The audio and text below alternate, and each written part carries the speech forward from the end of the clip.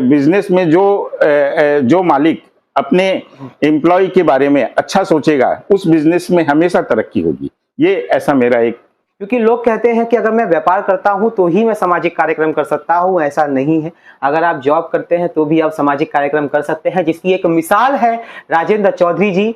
अगर आपने अपनी पत्नी को लक्ष्मी माना है तो आपकी पत्नी आपको नारायण जरूर मानेगी।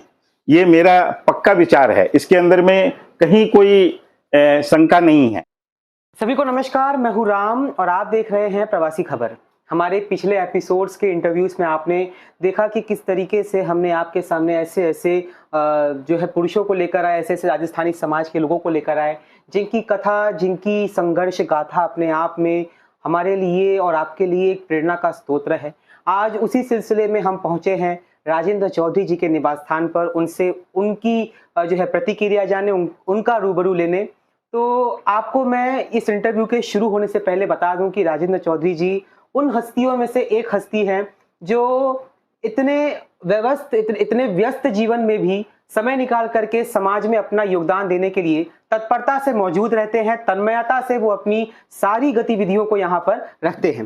तो सबसे पहले राजेंद्र चौधरी जी, आपका हमारे इस चैनल में बहुत बहुत स्वागत है। धन्यवाद जी। मैं चाहता हूँ कि हम अपना संवाद शुरू करें, उसके पहले आप हमारे दर्शकों को एक बार अपना परिचय दीजिए कि मूलभूत आप राजस्थान के किस इलाके से आते हैं, आपका सफर कैसा था और उस राजस्थान से आपने कौन सा रास्ता तय करके जो है आप मुंबई आए, और मुंबई में आपके यहाँ पे रहवास तक आज का पूरा इतिहास जो है वो बता दीजिए एक बार।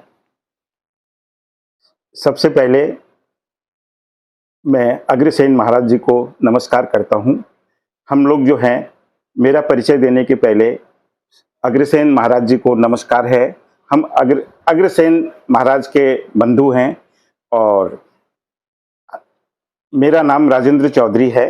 हम लोग मूलभूत से मंडरेला झुंझुनू डिस्ट्रिक्ट के निवासी हैं और मेरा जो बर्थ है वो जयपुर में हुआ और मेरी मदर जो है वो बहुत ही पिलानी घनश्याम दास जी बिड़ला जी के नेबर रही हुई है। मेरे नाना जी बहुत बड़े घनश्याम दास जी बिड़ला के पास में थे और उसके बाद में मेरा जो बर्थ जयपुर में हुआ, जयपुर से होने के बाद में मैं मेरे परिवार का पहला सदस्य, काफ़ी सालों के बाद में मेरी उन्नति हुई तो मेरा बहुत ही लाड़ प्यार से मेरे परिवार में आगमन हुआ और उसके बाद में मैंने पढ़ाई मेरी जयपुर से करके फिर मेरे पिताजी कलकत्ता चले गए तो मैंने कलकत्ता में पढ़ाई लिखाई करके फिर बाद में मैं योगदान मेरा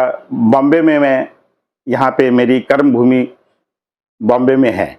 मैं बॉम्बे यहाँ पे मेरे को अबाउट 35 इयर्स हो गए हैं और बॉम्बे में आने के बाद मैंने सबसे पहले मेरा जो करियर है वो मैंने बिड़ला जी के साथ ही शुरू किया। फर्स्ट मेरा जॉब जो है बिड़ला ग्रुप में, बिड़ला मिल के साथ में था, क्योंकि मेरे जो नाना जी हैं, मेरे मामा जी हैं, वो घनश्याम दास जी बिड़ला से बहुत ज़्यादा क्लोज थे और उन्होंने सबसे पहले मेरे को बोले कि ये आपका भांजा है तो इसको मेरे यहाँ पे ही रखा जाए। तो मेरा वहाँ करियर शुरू होने के बाद में मेरा वहाँ मन नहीं लगने के कारण मामा जी बोले कि तुम कहाँ जाना चाहते हो, तो मैंने बॉम्बे सेलेक्ट किया था। तो मैंने यहाँ बॉम्बे में 1984 के अंदर में मैं बॉम्बे आ गया और तब से मेरी जो बिजनेस की लाइन है वो मैं बिजनेस एक्टिविटीज़ नहीं कर पाया। मैंने मेरा प्रोफेशन जॉब के लिए चुना, जो मैं एक मेटल कंपनी में काम करते हुए सबसे पहले ब्रास्को एक्सट्रूजन लिमिटेड में काम किया। उसके बाद में मैंने राष्ट्रीय मेटल इंडस्ट्रीज में आज मैं जनरल मैनेजर्स की पोस्ट पे काम कर रहा हूँ और वहीं से अपना करियर यहाँ स्थापित कर रहा हूँ। और परिवार के बारे में आप क्या बताएंगे कि आपका जब यहाँ पर आए थे तो परिवार का आपका जब जॉब कर, बेसिकली ऐसा होता है कि अग्रवाल समाज में जब कोई जॉब करने जाता है मतलब ये बड़ा वैसा होता है कि मतलब अगर बंधु तो बिजनेस करने के लिए हुए हैं, धंधा करने के लिए हुए हैं, और जब उनमें कोई जॉब करने जाता है तो काफी परेशानियां होती हैं। तो आपको परिवार से कैसा समर्थन प्राप्त हुआ था? देखिए, हम लोग अग्रवाल बंधु होने के नाते हमें लक्ष्मी पुत्र कहा गया है। जी जी। लेकिन मेरे परिवार के अंदर में ऐसा था कि मेरे मामा जी की ये इच्छा थी कि मैं एक जॉब करके एक बहुत बड़ी पोस्ट पे जाऊं जी। और एक बहुत अच्छी उपलब्धि बिरला ग्रुप में रहते हुए करूं।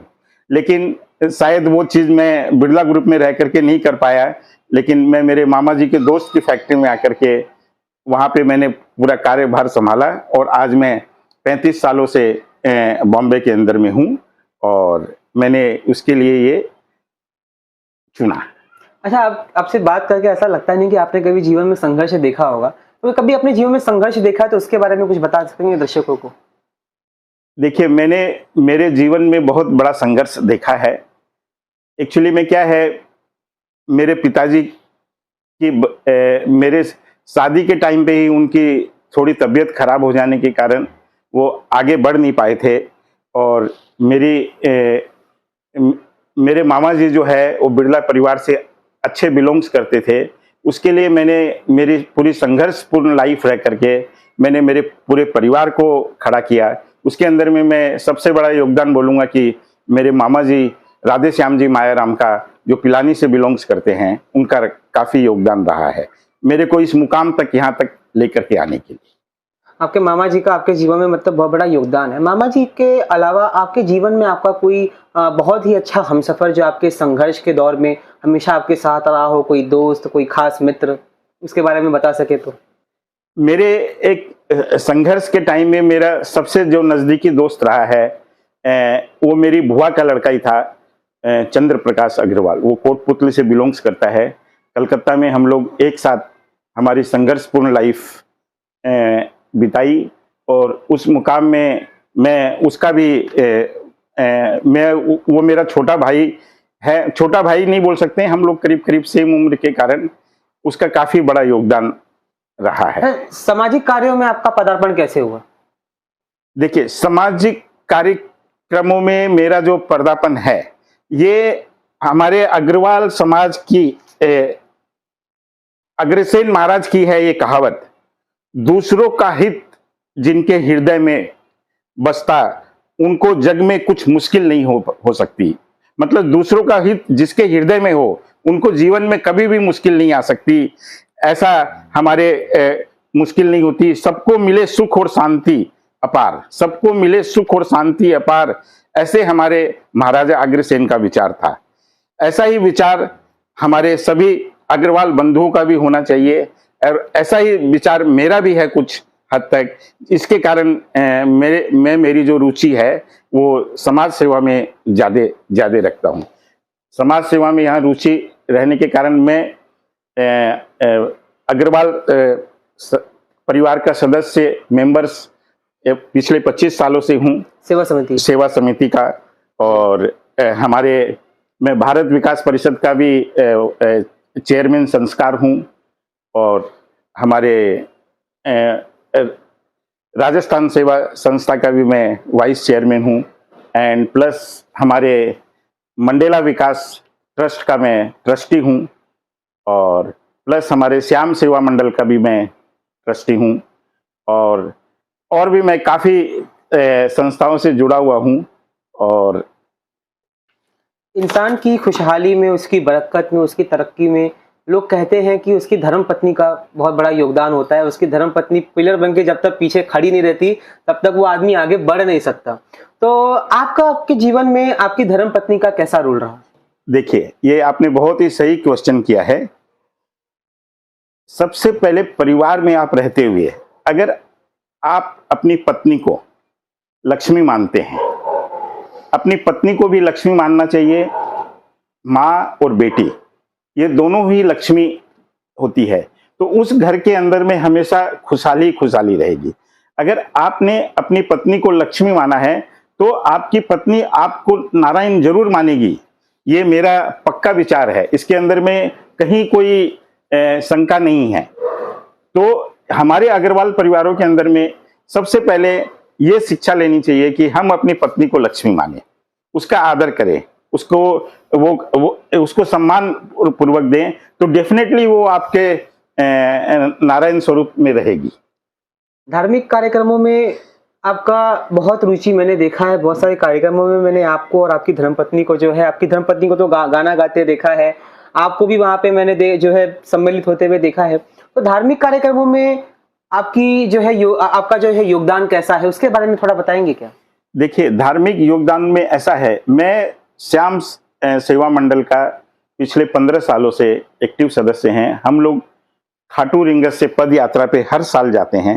अभी तक बाबा की कृपा रही है कि उसने मेरे को कंटिन्यूअस 15 साल बुलाया है, और करीबन 15 साल से मैं हर एक तिरुपति जी के दर्शन करने, भगवान वेंकटेश के दर्शन करने भी मेरे को सौभाग्य मिल रहा है कि मैं उनके दर्शन करने भी हर साल अभी तक जा पा रहा हूँ, पिछले 14-15 ईयर से। और दूसरा सबसे बड़ा सौभाग्य यह है कि हमारे गांव के अंदर में हमारे चौधरी परिवार का एक मंदिर बनाया हुआ है, जो ठाकुर जी का मंदिर बोलते हैं। उस मंदिर के लिए भी मैं जब भी राजस्थान जाता हूं तो वहां पे दर्शन करने के लिए, क्योंकि वो हमारे घर के देवता हैं, कुल देवता हैं, जो हमारे पूर्वजों ने मंदिर बनाया है, उस मंदिर की देख रेख का काम भी ठाकुर जी ने शायद मेरे जिम्मे ही दे रखा है। ऐसा उनकी बहुत बड़ा योगदान मिला है सर, बहुत बड़ा आपको दायित्व मिला है जिसका आप निर्वहन कर रहे हैं। एक आखिरी सवाल मैं आपसे पूछूंगा, उसके बाद हम आपसे विदा लेंगे। आपको जितने भी दर्शक इस वक्त देख रहे हैं, जितने भी अग्रवाल समाज के या फिर अग्रवाल समाज के बाहर हमारे सनातन समाज के, हिंदू समाज के जितने भी लोग आपको देख रहे हैं, आपका 38 वर्षों का जो यह कार्यकाल आपने यहाँ पे मुंबई में व्यतीत किया, बहुत कुछ बनाया, बहुत कुछ गवाया भी होगा। इन सारे संघर्षों के दौर में, इन सारे बड़े जीवन के जो है सार रूप में आप लोगों को क्या संदेश देना चाहेंगे? मैं संदेश यही देना चाहूंगा कि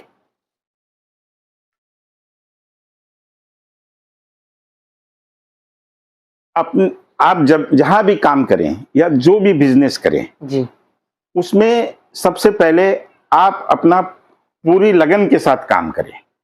मतलब आप उसको, मतलब अपने दिल की इच्छा हो ऐसा काम न करें। आपकी जिस चीज में भी रुचि हो, आप जहां जॉब कर रहे हो, आप पूरी 8 घंटा अपने दिलो जान से मेहनत करनी चाहिए।